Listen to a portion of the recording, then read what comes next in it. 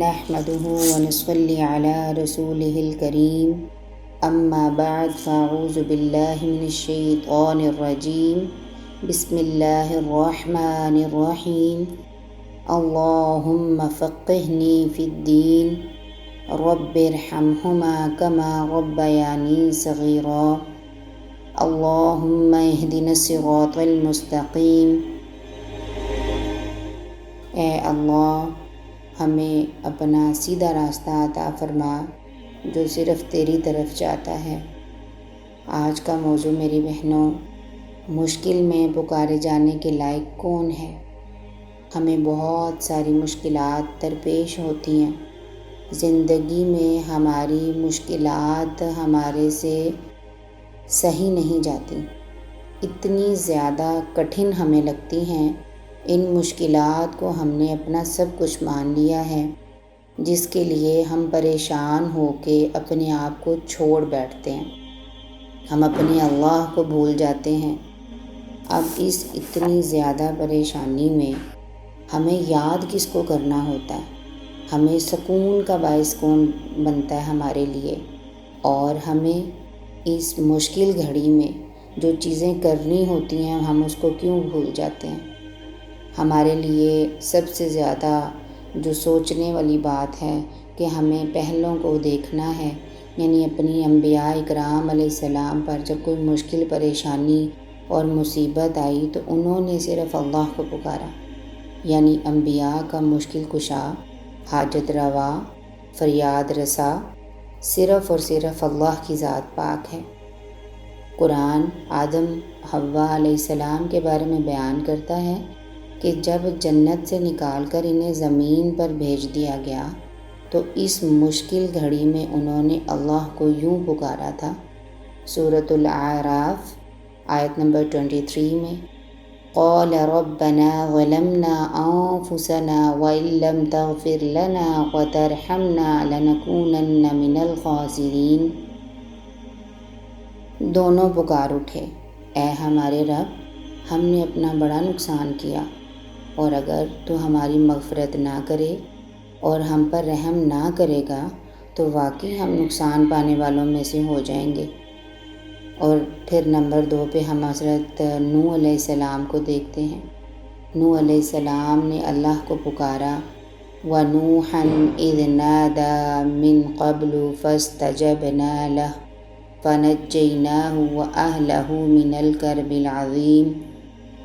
یہ سورۃ الانبیاء کی آیت نمبر 76 ہے۔ اور یہی نعمت ہم نے نوح کو دی، یاد کرو جب کہ ان سب سے پہلے اور اس نے ہمیں پکارا تھا، ہم نے اس کی دعا قبول کی اور اسے اور اس کے گھر والوں کو کرب عظیم سے نجات دی۔ نمبر 3 پر ہم ایوب علیہ السلام نے اللہ کو پکارا، وَأَيُّوبَ إِذْ نَادَى رَبَّهُ أَنِّي مَسَّنِيَ الضُّرُّ وَأَنْتَ أَرْحَمُ الرَّاحِمِينَ۔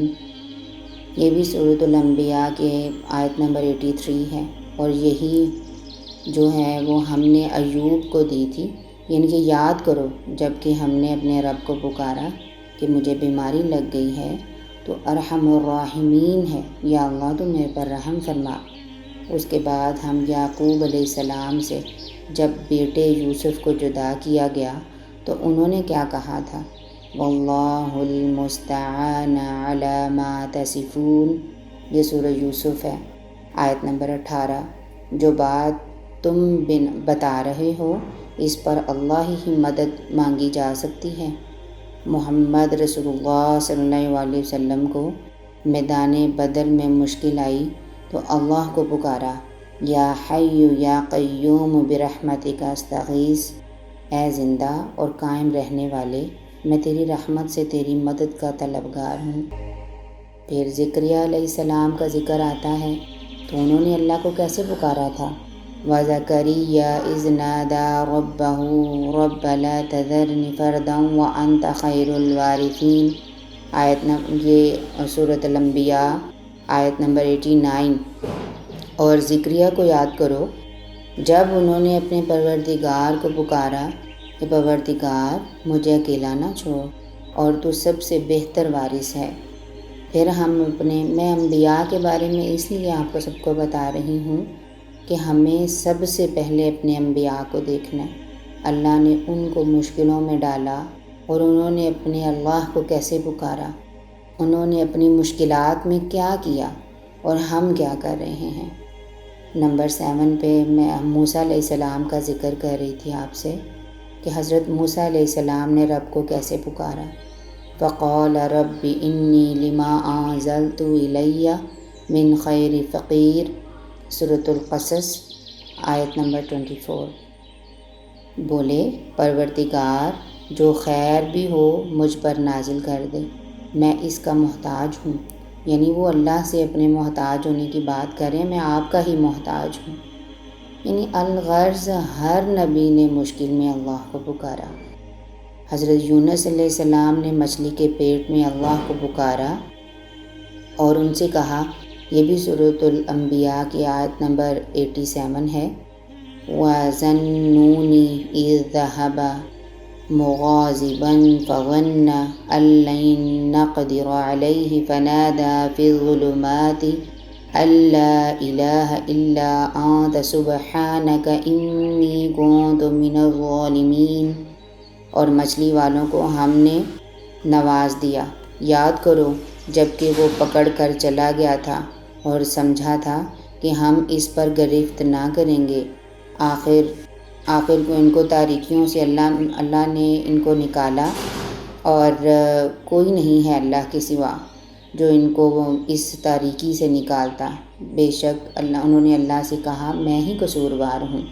اب یہاں اللہ پاک نے بتا دیا کہ اگر نبی اللہ کو نہ پکارتا تو کیا ہوتا، فلولا انہ کان من المسبحین، اگر وہ اللہ کو نہ پکارتے، للبث فی بطنہ الی یوم یبعثون، تو قیامت کے دن تک وہ مچھلی کے پیٹ میں رہتے۔ یہ ساری چیزیں، یہ ساری باتیں ہمیں مشکلات میں اللہ کی طرف لپک جانے کو کہتی ہیں۔ میرے پہلے موضوع کے متعلق ہی یہ بات ہے کہ ہمیں مشکلات میں کس قدر اللہ کو پکارنا چاہیے، ہمیں مشکلات میں اللہ سے بار بار دعا کرنی چاہیے، ہمیں اپنی مشکلات میں اللہ کو ہی آگے رکھنا چاہیے۔ پھر دیکھیں اللہ تعالیٰ ہماری مشکلات میں آسانیاں کیسے کرتا ہے۔ میری بہنوں، اپنے دل پہ ہاتھ رکھیں اور یہ بات اپنے آپ سے پوچھیں، کیا اللہ کے علاوہ کوئی اور ہے جو آپ کا کارساز ہے، جو آپ کا مشکل کشا ہے، جو آپ کی مشکلوں کو حل کرنے والا ہے؟ ہماری مشکلات کا ثانی ہی اللہ تعالیٰ ہے۔ اللہ تعالیٰ ہمیں ان مشکلات سے نکال سکتا ہے۔ اللہ تعالیٰ سے دعا کریں، اللہ کے آگے 2 آنسو بہائیں، اللہ سے باتیں کریں، جائے نماز بچھائیں، 2 نوافل ادا کریں اور اللہ سے اپنی مغفرت کا سوال کریں، بار بار اللہ تعالیٰ سے معافی مانگیں اور اللہ تعالیٰ سے بار بار اپنی مغفرت مانگتے ہوئے اللہ تعالیٰ سے دعا کریں، اللہ ہمیں معاف کر دے اور ہماری مشکلات میں آسانی کر دے۔ اللہ تعالیٰ ہی اس کو سہل کرنے والا ہے، اللہ کے لیے کوئی بات مشکل نہیں ہے۔